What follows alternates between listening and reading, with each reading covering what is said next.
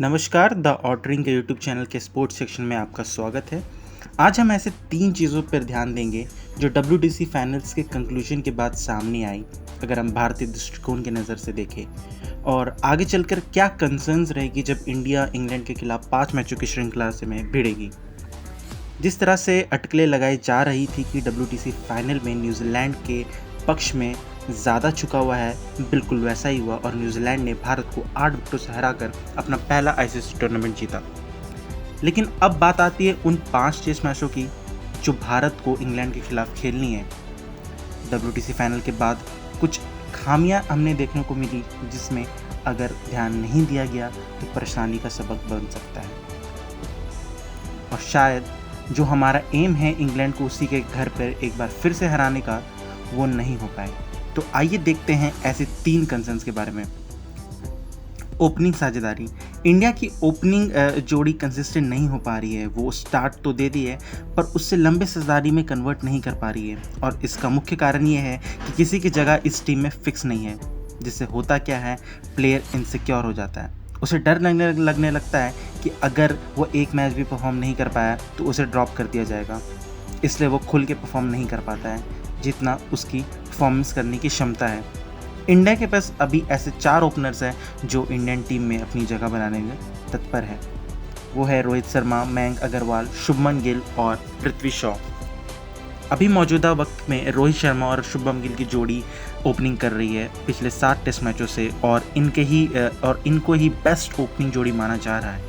वही कुछ टाइम पहले तक रोहित शर्मा और मयंक अग्रवाल अब ओपनिंग कर रहे थे।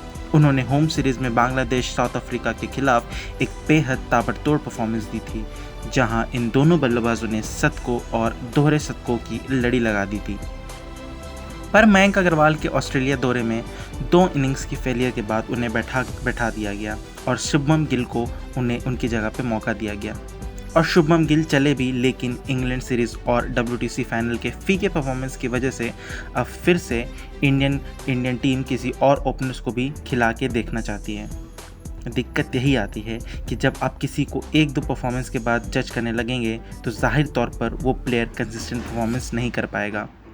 और ये चीज़ आज से नहीं बल्कि बहुत टाइम से चली आ रही है, और बहुत से टैलेंटेड प्लेयर ऐसे हैं जिन्हें टीम से बाहर कर दिया गया, जैसे सुब्रमण्यम बद्रीनाथ, अभिनव मुकुंद, नमन ओझा, करुण नायर और बहुत ही चर्चित खिलाड़ी अंबाती रायडू। इंग्लैंड की कंडीशंस में बॉल स्विंग और सीम दोनों होती है। ऐसे में इंग्लैंड बॉलर्स भारत की अनसेटल्ड ओपनिंग कॉम्बिनेशन को पूरी तरह से अनबैलेंस कर सकती है।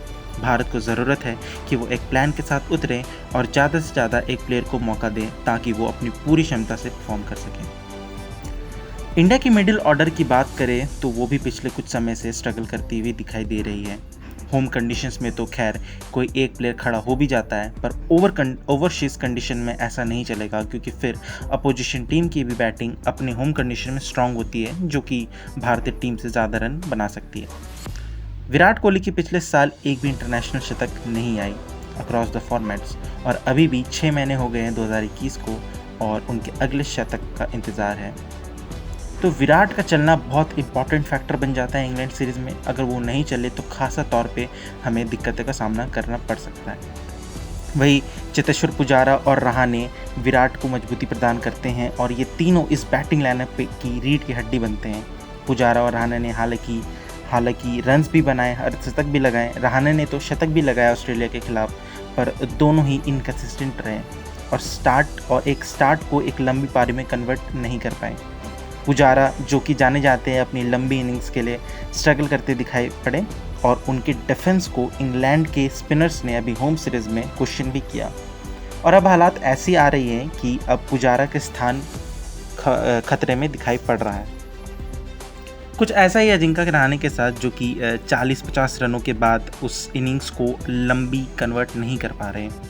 संजय बांगर ने हाल ही में कहा कि अजिंक्य रहाणे अब वो रहाणे नहीं रहे, वो प्लेयर नहीं रहे जो वो 2015 और 2016 में थे। तो इन तीनों का परफॉर्मेंस करना बेहद ज़रूरी है, क्योंकि ये तीनों खिलाड़ी एक एक्सपीरियंस सीजनल प्लेयर है जो कि पहले भी इंग्लैंड का दौरा कर चुके हैं, और इनका कंट्रीब्यूशन बहुत ही अहम रहेगा। टैलेंडर्स की बात करें तो जितना जितना भी टेल एंड के बैट्समैन होते हैं उन्होंने भारत को बहुत टफ टाइम दिया। पहले भी भारत को टैलेंट स्काउट करने में बहुत मुश्किलों का सामना करना पड़ा है, और ये हमने WTC के फाइनल में भी देखा, जहां न्यूजीलैंड के आखिरी 4 विकेटों ने करीब 80-85 रन बनाए थे।